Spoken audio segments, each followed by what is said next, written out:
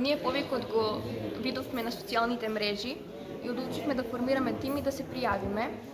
Првично не очекувавме повратен одговор дека ќе бидеме изберени, меѓутоа не избраа нас, бевме дел од тимовите кои што учествуваа во Струга, бевме на 3-дневен камп, таму ги покажавме своите идеи и добивме награда. Што ќе стави понатаму?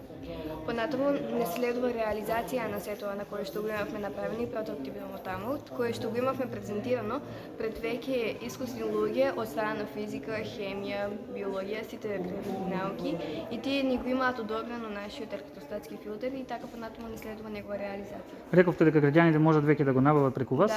Да. Може да ве Заинтересирани може да не контактираат.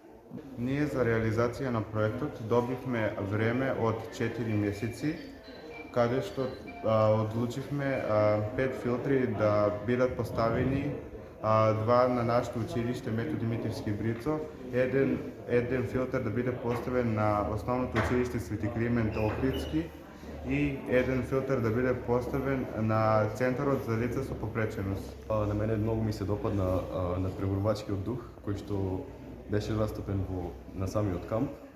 И исто така ми се допадна како други тимови можеа да дадат до идеи за прочистување на воздухот или за решавање на ваков проблем. Ова се нашите предвидени активности до февруари. Исто така има можност да имаме уште една ваква презентација. Со тоа ќе завршиме со 10 направени филтери, од кои, како што кажаа порано, ќе бидат поставени 2 на нашето училиште, едно на детската градинка, едно на Свети Климент Охридски и едно на институцијата за лица со посебни потреби. Браво за младите дечки.